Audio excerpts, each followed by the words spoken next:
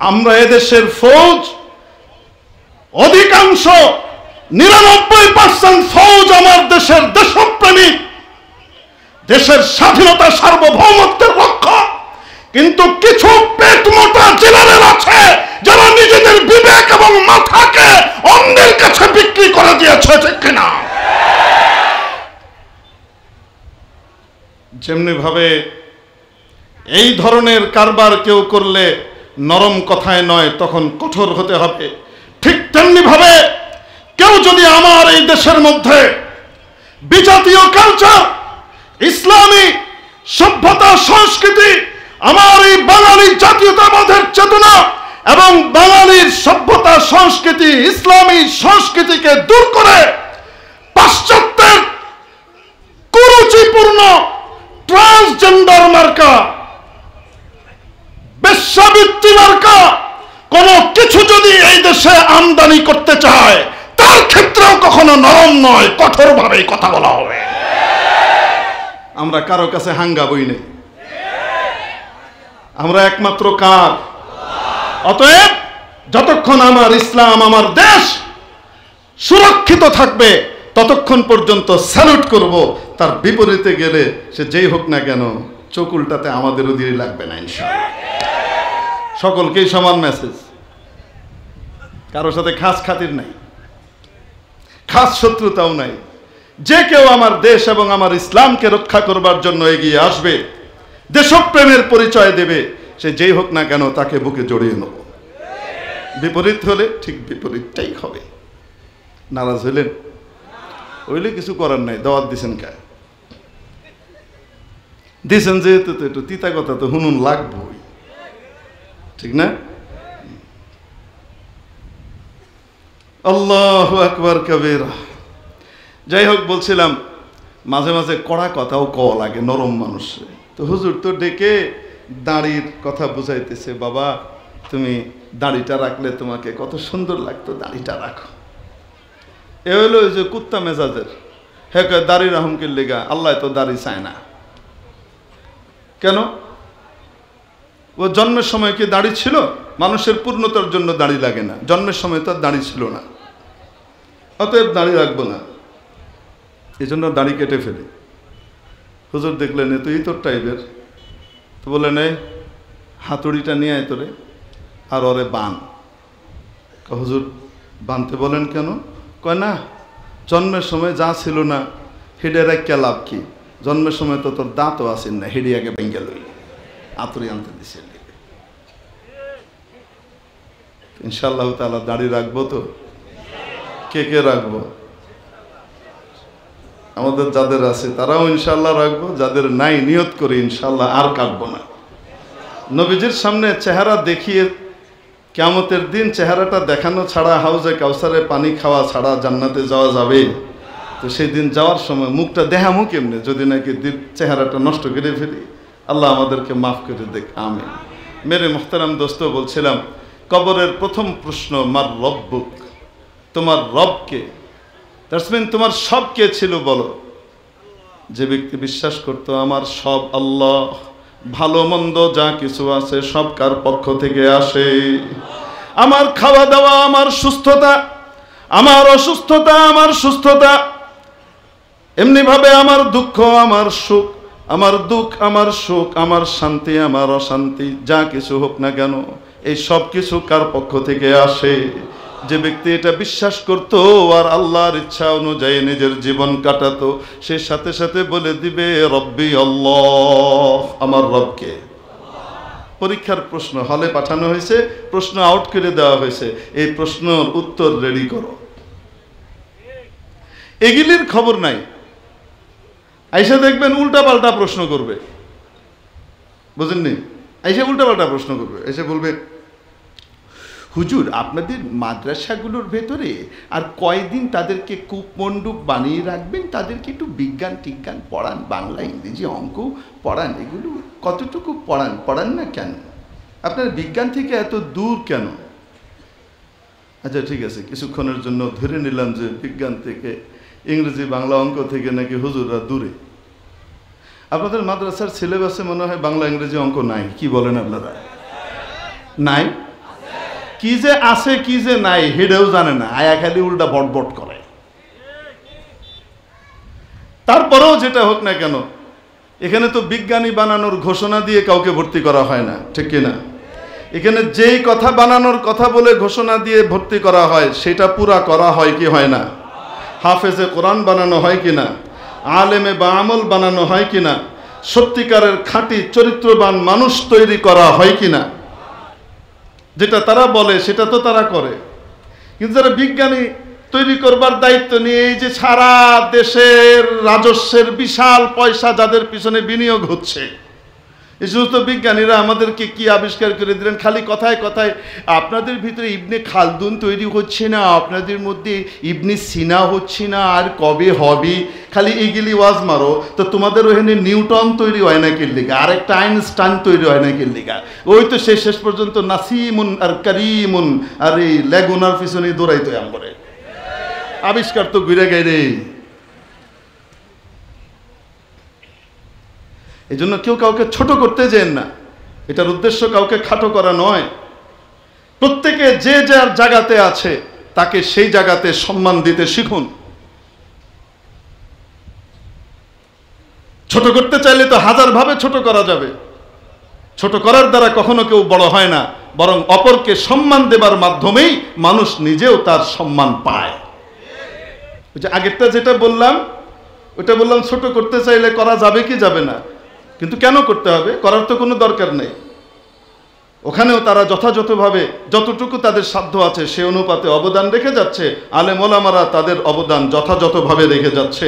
আলেম ওলামাদের সবচেয়ে বড় অবদান হলো এই জাতিকে স্বাধীনতা, সার্বভৌমত্বের চেতনা, শিক্ষা আর দীক্ষা, প্র্যাকটিক্যালি শিক্ষা দেওয়া। সবাই বিক্রি হয়ে যায়, কিন্তু দেশের আলেম সমাজকে বিক্রি করা যায় না। এজন্যই যখন রক্ত দেওয়ার প্রয়োজন পড়ে তখন বহু মানুষকে দেখেছি, হুজুর আপনারা একটু নামিন না, আপনারা একটু নামিন, কয় না মনে হয় খালি খাতির, কি হুজুর মানে নামেন, কামটা হয়ে গেলে আচ্ছা আচ্ছা দেখবো, এখন একটু পাশ্চাত্যের ব্যাপার স্যাপার আছে, একটু ইন্ডিয়াকে খুশি করতে হবে, এগুলো সব হুজুরদেরকে বেশি প্রশ্রয় দেওয়া যাবে না, তাহলে আবার বলবে মৌলবাদী, ক্ষমতায় আসতে দিবে না, তখন আবার চকুল লাগায়। করে না মনে হয় এরকম কেউ কেউ কেউ আছে এরকম করে, অকৃতজ্ঞ। সবার নাম আসে, শুধু বিপ্লব যারা সার্থক করে দিল যাত্রাবাড়ির গুরুত্বপূর্ণ ঢাকার এই মুখটার ভেতরে কারবালা তৈরি করে ফেলল নিজের জীবন দিয়ে, তাদের নামটা আনতে বাসুরের নামের মতো শরম লাগে, সেই নামটা আসতে চায় না। জুলাই বিপ্লবের অন্যতম স্টেক হোল্ডার এই দেশের দিনদার, পরহেজগার, স্বাধীনতা প্রেমী জনতা, আলিম ওলামা। অবাস্তব না বাস্তব? জি। কিছু পারে না তারা, এটা তো করে দেখায়। যখন দরকার হয়, রক্ত দেওয়ার যখন দরকার হয়, তখন আলেম ওলামার কথাই সবার আগে মনে পড়ে। আর হালুয়া খাওয়ার টাইম হইলে তখন জুন্দুবের কথা মনে পড়ে। কবির কবিতা আছে, আর বলবো না। মেরে মোহতারাম দোস্ত, রবকে ওই যে বললাম যে উল্টা পাল্টা প্রশ্ন করে, কবরের প্রশ্ন রেডি করার খবর নাই, হ্যাঁ উল্টা পাল্টা প্রশ্ন লয়ে বয়ে রয়েছে। হুজুর জেনারেল নলেজ জানা, অবশ্যই জেনারেল নলেজ জানা দরকার, কিন্তু জেনারেল নলেজ যদি কেউ না জানে তাহলে কিয়ামতের দিন তারে মার দেওয়া হবে, কন্যা কেন? আর যদি আল্লাহ আল্লাহ রসুলের বিষয়টা, মূল জিনিস ফরজ আর হারাম গুলা ঠিক মতো না জানে, তো মাইর খাবে কি খাবে না? কবরেও খাবে, হাসরেও খাবে, দুনিয়াতেও খাবে। খাবে কি খাবে না? হেডে বলে যায়, হেডের খবর নাই। আমার কাছে কেউ এরকম উল্টা উল্টা কিছু জিগেলেন, প্রথম বলে যে দোয়ায় মা কুনুতটা একটু পড়েন।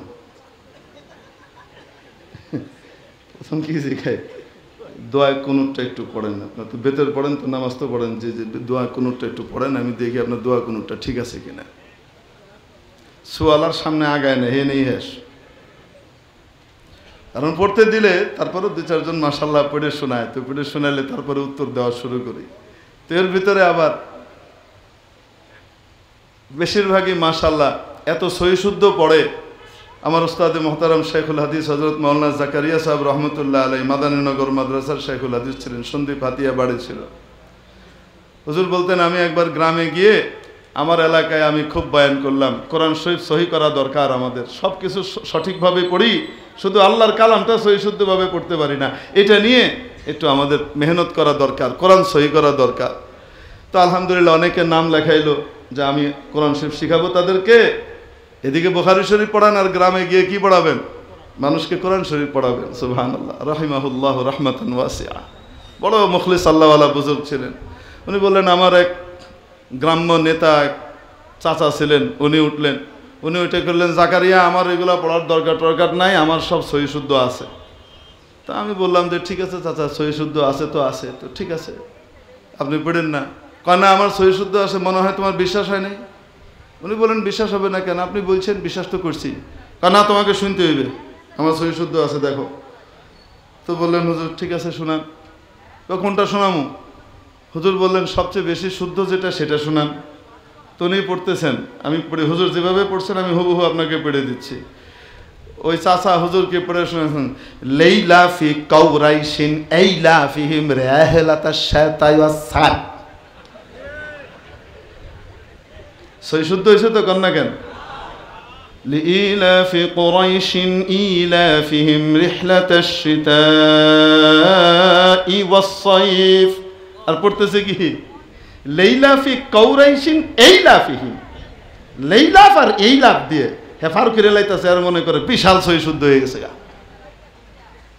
খাজা পিন্দারত কে দারদ হাসলে হাসলে খাজা বজুজ পিন্দার নেস্ত। হায় হায় হায়। এই জন্য অনেকের তো এই দশা হয়, তখন তারে ওই দোয়া মাসুরা শেখানি শুরু করি, দোয়ায় কুনুত শেখানি শুরু করি। আগে এটা শিখেন, আগে বেতের ঠিক করেন, তারপরে কি করতেছে আপনার উত্তর দিচ্ছি। কারণ ওটা নিয়ে আপনারা আল্লাহ আগে জিগাইব না, এটা আগে জিগাইব। কবরের 1 নম্বর প্রশ্ন, রবকে। ওয়ামা দীনুক, তোমার জীবন বিধান কি ছিল, তোমার দিন কি ছিল, তোমার কালচার কি ছিল বলো। সঠিক উত্তর হলো দীনিয়াল ইসলাম। আমার দিন, আমার জীবন বিধান একমাত্র ইসলাম। দুনিয়াতে বহু ধর্ম আছে, বহু তন্ত্র আর মন্ত্র আছে, কিন্তু আল্লাহ তাআলার কাছে অ্যাকসেপ্টেবল তন্ত্র মন্ত্র, আল্লাহ তাআলার কাছে অ্যাকসেপ্টেবল দিন এবং জীবন বিধান একমাত্র কোনটা? ইন্নাদ দীনা ইনদাল্লাহিল ইসলাম। মাবুদ বলেন, নিশ্চয়ই দিন একমাত্র ইসলামই আল্লাহর কাছে গ্রহণযোগ্য। দিন হিসাবে ইসলামই একমাত্র গ্রহণযোগ্য আল্লাহর কাছে, অন্যটা নাই, অন্যটা বাতিল, ওটা কবুলই হবে না। ومن يبتغي غير الإسلام دينا فلن يقبل منه।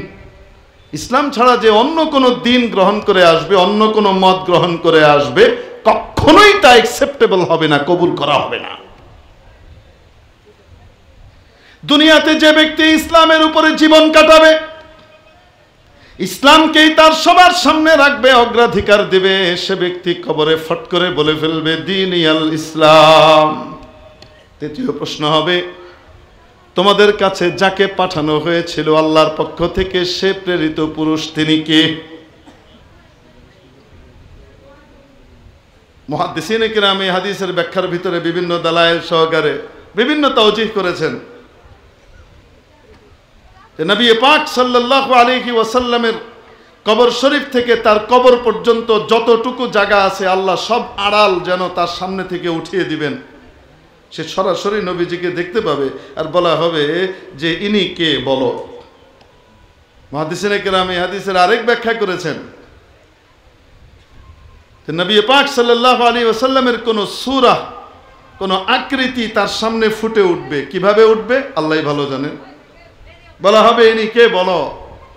যে নবীর তরিকা ছাড়া জীবন কাটাইতো না, নবীর তরিকাকে নিজের জীবনের সবচেয়ে বড় তরিকা বানিয়ে নিত, এই ব্যক্তি দেখার সাথে সাথে বলে ফেলবে মুহাম্মাদুর রাসূলুল্লাহ।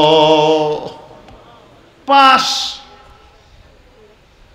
গায়েব থেকে আওয়াজ আসবে, আফরিশুহু মিনাল জান্নাত, আমার বান্দার জন্য জান্নাতের বিছানা এনে বিছিয়ে দাও। বহুত কষ্ট করেছে আমার বান্দা, আমার বান্দি দুনিয়াতে বড় কষ্ট করেছে আমাকে পাবার জন্য।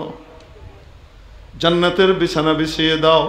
ওয়ালবিসুহু মিনাল জান্নাহ, তার গায়ের কাপড়ের এটা নয়, তার জন্য জান্নাত থেকে দুলামিয়ার দুলহানের পোশাক এনে পরিয়ে দাও। ওয়াফতাহু লাহু বাবান ইলাল জান্নাহ, সে যেখানে আছে সেখান থেকে জান্নাত পর্যন্ত একটা জানালা, একটা খিড়কি খুলে দাও।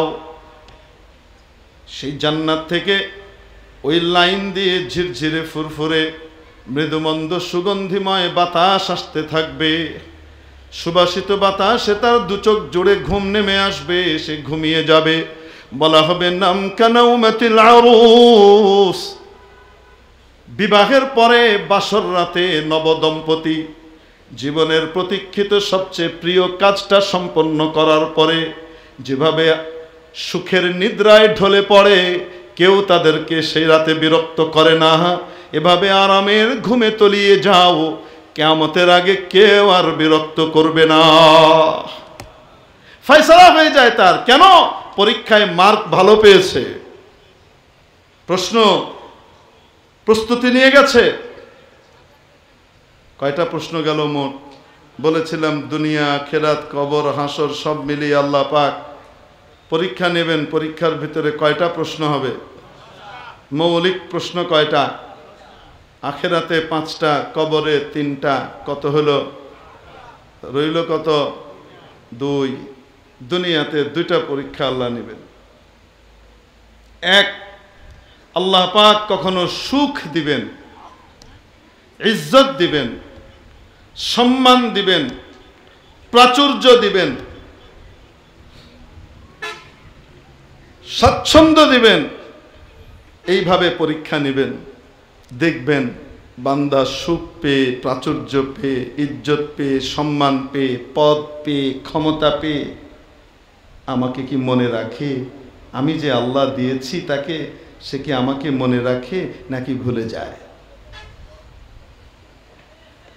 আরেকটা প্রশ্ন, দুঃখ দেবেন। কখনো খাদ্যদ্রব্যের কষ্ট, খাদ্যের অভাব, কখনো বস্ত্রের অভাব, কখনো বসত বাড়ির অভাব, কখনো জানমালের ক্ষতি, কখনো ফসল হানি ইত্যাদি বিভিন্নভাবে দুঃখ কষ্টের ভিতরে নিমজ্জিত করে পরীক্ষা নেবেন। দুঃখে পড়ার পর বান্দা কি আমাকে ভুলে যায় নাকি আমাকে মনে রাখে? সে কি শুধু সুখের পায়রা, যে আমি যখন তাকে সুখ দিব তখনই সে আমাকে মনে রাখে, যখন দুঃখ দিব, দুঃখের সময় সে আমার পাশে নাই, সে আমাকে ভুলে যায়? পরীক্ষা নেবেন। তো দুনিয়াতে পরীক্ষা কয়টা আসে? সুখ দুঃখ, প্রাচুর্য অভাব, মান অপমান, ক্ষমতা ক্ষমতাহীনতা, এগুলা দিয়ে আল্লাহ পরীক্ষা করবেন। এবং এই পরীক্ষাতে আল্লাহ পাক নজির দিয়ে দিয়েছেন কোরআনে কারিমে এবং হাদিসে, যে দেখো এই এই ধরনের জিনিস অমুককে দিয়েছিলাম, সে আমাকে মেনেছে, আমার কথা শুনেছে, তার মর্যাদা এই হয়েছে। আর অমুককেও সেম জিনিস দিয়েছিলাম, কিন্তু সে আমাকে ভুলে গেছে, আমার কথা অনুযায়ী চলে নাই, তার পরিণতি দুনিয়াতেই দেখো, আখিরাতেরটা বাদই দিলাম। আল্লাহ রাব্বুল আলামিন ক্ষমতা দান করলেন, বাদশাহী দান করলেন নমরুদকে। গোটা ইতিহাসে আজ পর্যন্ত পৃথিবীতে গোটা পৃথিবীর সাম্রাজ্য আর রাজত্ব মোট 4 জন ব্যক্তি পেয়েছিল। কয়জন? 4 জন। 2 জন ছিল আল্লাহর ভয়ঙ্কর নাফরমান, আর 2 জন ছিলেন আল্লাহর বড় প্রিয় পাত্র বান্দা। গোটা পৃথিবীর উপরে রাজত্ব। নাফরমান 2 জন, নমরুদ আর বুখতে নাসর। আল্লাহর প্রিয় পাত্র 2 জন, হযরত সুলাইমান এবং বাদশাহ জুলকারনাইন। আল্লাহ পাক উভয়ের উদাহরণ কোরআনে কারিমে দিয়েছেন। নমরুদকে গোটা পৃথিবীর রাজত্ব দেবার পরে সে সবকিছুই চিনল, শুধু কাকে চিনল না? আল্লাহর প্রিয় খলিল হযরত ইব্রাহিম আলাইহিস সালামকে আগুনে ফেলার চেষ্টা করলো। হুজুর চেষ্টা করলো কি? ফেলে নাই, চেষ্টা করছে, ফেলছে, কামিয়াব হয় নাই, এর লেগে কইছে চেষ্টা করলো। আগুনে পুড়িয়ে মারতে চেষ্টা করলো, অগ্নিকুণ্ডে যখন ফেলে দিল, তার আগে ইব্রাহিম আলাইহিস সালাম তাকে অনেক সুন্দরভাবে বুঝিয়েছেন, কাজ হয় নাই। ইব্রাহিম আলাইহিস সালাম তাকে অনেকভাবে বোঝানোর পরে সে জিজ্ঞেস করছে, আল্লাহ পাক কোরআন শরীফে এই ঘটনা বর্ণনা করেছেন, 3 নম্বর পারার 2য় পৃষ্ঠাতে আছে, আলাম তারা ইলাল্লাযী হাজ্জা ইব্রাহিমা ফি রাব্বিহি আন আতাহুল্লাহুল মুলক। ইব্রাহিম আলাইহিস সালাম নমরুদকে বোঝাচ্ছেন, আল্লাহ আপনাকে রাজত্ব দিয়েছেন, এই রাজত্বকে আল্লাহর ইচ্ছায় ব্যবহার করেন। কিসের ইচ্ছায়? আল্লাহর ইচ্ছায় ব্যবহার করেন, অন্যভাবে করেন না, আল্লাহকে মানেন। সে বলে, তোমার আল্লাহ কে? তার পরিচয় দাও দেখি, কে সে আল্লাহ? তিনি বললেন, রব্বি আল্লাযী ইউহয়ী ওয়া ইউমীত, আমার রব মরণ দেন, জীবন দেন, জীবন দেন, মরণ দেন, কাউকে বাঁচান, কাউকে মারেন। নমরুদ কয়, আনা উহয়ী ওয়া উমীত, তো তাহলে তোমার আল্লাহকে মানতে হবে কেন? আমিও তো মরণ দিই, আমিও জীবন দিই। বলে, নাই, ফাঁসির আসামি বলতো একটাকে ধরে নিয়ে আয় জেলখানা থেকে। নিয়ে আসা হলো, বলো যাও, তোমাকে মুক্ত করে দিলাম, তোমার মৃত্যুদণ্ড মওকুফ করে দিলাম, আর তোমাকে বাঁচিয়ে দিলাম। আর ভালো মানুষ একটাকে ধরে এনে কইতেছে, এর কল্লা ফেলায় দে, কল্লা ফেলায় দিল, কই যে আমি জীবন দিই, আমি মরণ দিই। হযরত ইব্রাহিম আলাইহিস সালাম কয়, দেখলেন যে এত বড় আহাম্মক, এই আহাম্মকরে বোঝানি তো বড় মুশকিল। ক্ষমতাসীন হইলে কি হবে? আসলে তো মাথায় কি নাই, গিলু নাই, ঝয় ঝামেলা দিকে বেরিয়েছে, সহজ জিনিস বুঝে না। তিনি তখন বললেন, আমার রব প্রত্যেক দিন সূর্যটাকে পূব দিক থেকে আনে পশ্চিম দিকে ডুবায়, তোমার যদি ক্ষমতা থাকে তাহলে তুমি পশ্চিম দিকে উড়াইয়া পূব দিকে ডুবাও। ফাবুহিতাল্লাযী কাফার। আল্লাহ কয়, নমরুদ লাজবাব হয়ে গেল, রাহারা হয়ে গেল, আর কথা খুঁজে পেল না, কি উত্তর দেবে। তো এই নমরুদা শেষ পর্যন্ত ইব্রাহিম আলাইহিস সালামকে আগুনে ফেলার ফয়সালা করলো। আগুন জ্বালানো হলো, ইব্রাহিম আলাইহিস সালামকে আগুনে ফেলাও হলো। বলবো নাকি? ফেলার সময় কিছু কাহিনী আছে। এত তাপ হয়েছে আগুনের, বিশাল অগ্নিকুণ্ড, তো এখন তার ফেলতে হইলে কাছে তো যাইতে হইব।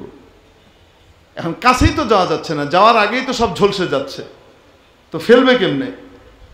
তো শয়তান আসছে, শয়তান এসে বুদ্ধি দিছে, চরকি তৈরি কর, একটা চড়ক গাছ বানাও, এরকম বক্সের মতো বানাও, সেই বক্সের ভিতরে ইব্রাহিম রে ফেলবা, বক্সের 2 পাশে কি থাকবে? দড়ি থাকবে লম্বা, এরম এরম করে ঘুরাইতে ঘুরাইতে ঘুরাইতে ঘুরাইতে ঘুরাইতে ঘুরাইতে ঘুরাইতে ঘুরাইতে তারপরে একটা পর্যায়ে 1 2 3 করে ঝেড়ে দিবা, উড়ে ওই অগ্নিকুণ্ডে গিয়ে পড়বে। খুব ভালো বুদ্ধি। ইবলিস মিয়া যখন দেখে যে আমার চেলা চামুন্ডরা আর পারতেছে না, তখন সে মানুষের বেশ ধরে এসে বুদ্ধি দেয়। এখন এই কাজ করা হয়েছে। ইব্রাহিম আলাইহিস সালামকে কোথায় রাখা হয়েছে? চরকির ভিতরে রাখা হয়েছে। চক্কর দিয়ে কই ফেলাবে? কোথায় ফেলবে? আরে অগ্নিকুণ্ডে ফেলবে। ফেরেশতারা এসে আল্লাহর খলিল যেন তাকে ফেলতে না পারে, ফেরেশতারা এসে এরকম করে আটকায় থিয়ে দিছে, দূরে থিয়ে দিছে। এখন এরা সবাই মিলেও চরকি উড়াইতে পারে না। আরে চরকি উঠাইতে পারে কারণ ইব্রাহিমের এত ওজন নাকি? কোনোভাবে চরকি উঠানো যায় না। তো ইবলিস মিয়া তো দেখতেছে আসল কাহিনী কি।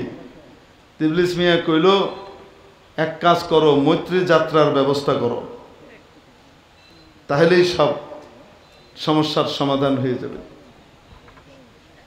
এ বলছে ইব্রাহিম কিছু ঐশী শক্তি এখানে ব্যবহার করছে, তবে সেই শক্তি নষ্ট হয়ে যাবে যদি নাকি এখানে প্রকাশ্যে ব্যভিচার শুরু করে দেয়া যায়।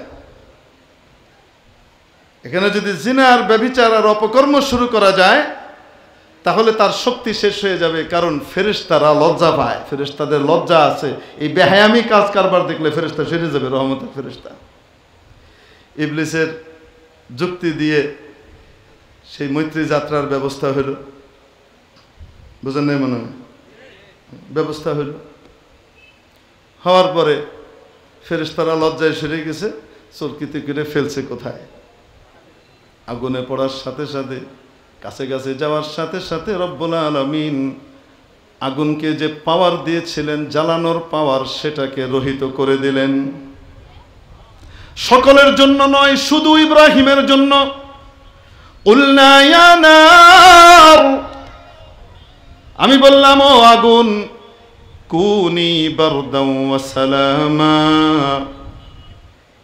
তুমি অত্যন্ত শান্তিদায়ক শীতল হয়ে যাও। সবার জন্য। আলা ইব্রাহিম, আমার বান্দা ইব্রাহিমের জন্য। ইব্রাহিম আলাইহিস সালাম আগুনের ভিতরে বসে রয়েছেন, ফুঁত ফাঁত চলতেছে। আর ওখানে বসার পরে আবার জান্নাতের ফলও আসছে। ইব্রাহিম ওখানে বইবে জান্নাতি ফল খায়, সবাই দেয়। নমরুদের মেজাজ গেছে খারাপ হয়ে, কারণ ইব্রাহিমের ভক্ত আর অনুসারীর সংখ্যা আরো বেড়ে গেল না?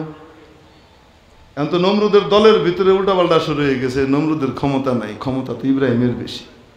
আগুন হেরে জ্বালায় না। এখন গিয়ে নমরুদ খেপে গিয়ে বলতেছে, এই আগুন, কি ব্যাপার, তোর কি ক্ষমতা শেষ হয়ে গেল? জ্বালাস না কেরে? আল্লাহ রাব্বুল আলামিন আগুনের জবান খুলে দিলেন, বললেন, ক্ষমতা শেষ হয়েছে কি হয় নাই, কাছে আয়া দেখ। ক্ষমতা শেষ হয়েছে কি হয় নাই, কই আয়া দেখ। নমরুদ তারপরও হেদায়েত পায় নাই। এরকম চাক্ষুষ মুজিজা দেখার পরেও নমরুদের হেদায়েত হয় নাই। ঠিক কি ঠিক না? হয় নাই। আল্লাহকে চিনে নাই।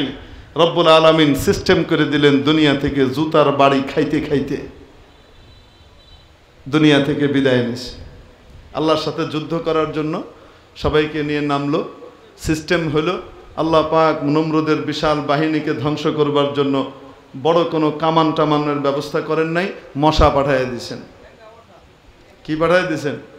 মশা পাঠাই দিয়েছেন। যা, এখন সব গিয়ে এমনভাবে মশা করে এমনভাবে কামড় দিয়ে ধরছে এক একটারে। কি মশা মারবে আর কি ইয়ে করবে? একটারে মারবার যায় 5টা কামড় দেয়, সোহে ঢুকে, নাকে ঢুকে, কি এক অবস্থা। আর নমরুদের জন্য আল্লাহ পাক বরাদ্দ করলেন, ওই যে ঢাকা ট্রমা সেন্টার থেকে মাত্র বেরিয়ে এসে অপারেশনের পরে ক্র্যাশে ভর করে চলে ল্যাংড়া মশা একটা ওইডালে পাঠাইছে, যা তুই ঢোক, মহাশক্তিধর নমরুদের বধ তোর হাতে লিখে রেখেছি, যা। ল্যাংড়া মশা এসে সুন্দর করে কিছুই করে নাই, শুধু নাক দিয়ে ঢুকে গেছে। আমরা ময়মনসিংহে কয় নাক দিয়ে হান দেয়া মস্তকে গেছে গা। বুঝলেন? এ এলাকায় কিন্তু আবার মগজ বলে না, কি বলে? আপনাদের এখানে কি বলে জানি না, এই একটু দূরে যে গফর গাঁয়ে কয় মস্তক বলে, কি বলে না? ময়মনসিংহ এমন এক এরিয়া, ময়মনসিংহ এমন তার আশপাশের এরিয়া, তারা এমন সব শুদ্ধ শব্দ ব্যবহার করে যেগুলো কলকাতার সাহিত্যিকরা তাদের সাহিত্যের ভিতরে ব্যবহার করত বা অভিধানের ভিতরে পাওয়া যায়, ব্যবহারিকভাবে পাওয়া যায় না। তার ভিতরে একটা হলো মস্তক, তার ভিতরে একটা হলো সড়ক। আমি ছোট একবার তো এক জায়গায় জিজ্ঞেস করছি, এই গফরগাঁওয়ে যে ভাই সাহেব কই যান, সরহজ আয়াম। কি বলছে? সরহজ আয়াম। আমি তো বুঝি নাই সরহজ আয়াম মানে কি। তা আমি মুখস্থ তো করছি, এসে বলছে যে আব্বা সরহজ আয়াম মানে কি? তা আব্বা বলেছে সড়কে যাবে। কোথায় যাবে? সড়ক ও জনপথ। সড়ক লেখায় আসে, ব্যবহারিকভাবে শুধু আমার এই ময়মনসিংহ গাজীপুর ব্যবহার করে, অন্য এলাকা না। বৃহত্তর ময়মনসিংহ অঞ্চল সড়ক ব্যবহার করে মুখে মুখে। ভুল বললাম নাকি? এরকম বহু শব্দ আছে, যাই হোক বলবো না। কথা হলো নমরুদের মশা, ল্যাংড়া মশা এখান দিয়ে ঢুকে কোথায় চলে গেছে? মস্তকে চলে গেছে, মানে মগজে চলে গেছে। মগজে গিয়ে সে তার ডিউটি পালন করতেছে, কামড় দিচ্ছে। এক এক কামড়ে নমরুদের তো জান বেড়ে যাচ্ছে। ব্যথার চোটে এরকম করে থাপ্পড় মারে। থাপ্পড় মারার সাথে সাথে মশা কিছুক্ষণের জন্য চুপ হয়, আবার যখন কামড়ানো শুরু করে আবার একটা থাপ্পড় মারে, মারার সাথে সাথে আবার থামে। এইভাবে নমরুদের এই অবস্থা চলতে চলতে এক পর্যায়ে নমরুদ দেখলো আর ভাল লাগে না, বাড়ি দিলে কি লাগে? আরাম লাগে। এক পর্যায়ে রাগের চোটে জুতা দিয়ে বাড়ি দিছে। বাড়ি দেওয়ার পরে দেখে মশা একবারে চুপ, কোনো কথা বলে না। এই পাইছি ট্রিটমেন্ট, জুতা দিয়ে বেরিয়ে তুই। একজনকে দায়িত্ব দিছে, নির্ধারিত মেয়াদের পরে কি করতে হবে? তুই জুতার বাড়ি দিবি। আল্লাহ যারে চায় ক্ষমতার মসনদে বসায়াও জুতার বাড়ি খাওয়ায়। আল্লাহ পারে কি পারে না? অপরদিকে আল্লাহ তাবারাকা ওয়া তাআলা ক্ষমতা দিলেন হযরত সুলাইমান আলাইহিস সালামকে, সেই একই রাজত্ব দিলেন। বিবরণের সময় নেই, হযরত সম্ভবত চলে আসছেন। লিল্লাহি তাকবীর।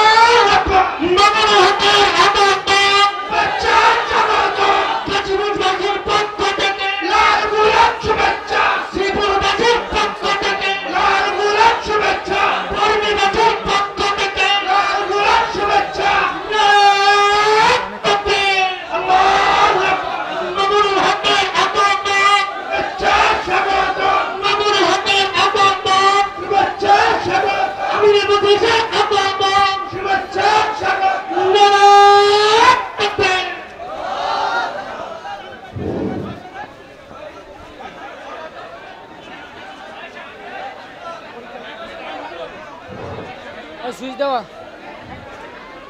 সুইচ না দিলে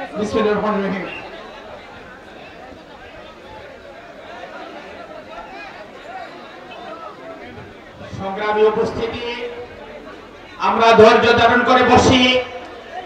ইতিমধ্যে আমরা দেখতে পাচ্ছি আজকে আমাদের এই কাঙ্ক্ষিত মেহমান শাইখুল হাদিস ইবনে শাইখুল হাদিস উপমহাদেশের সকল স্তরের মানুষের হৃদয়ের স্পন্দন, আগামী দিনের ভবিষ্যৎ রাহবারি করবেন যিনি, আমাদের এশিয়া মহাদেশের শ্রেষ্ঠ হাদিস বিশারদ